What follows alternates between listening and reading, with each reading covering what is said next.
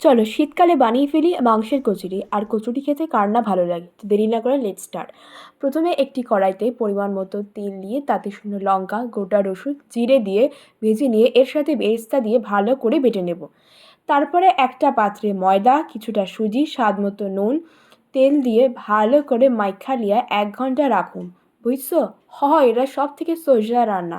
আর এর থেকে কি চাই, মাংস চিকেন তো সবাই খায়, আর কোনো সমস্যা নেই। কোনো গেস্ট আসলেও তোমরা চটজলদি বানাতেও পারবে।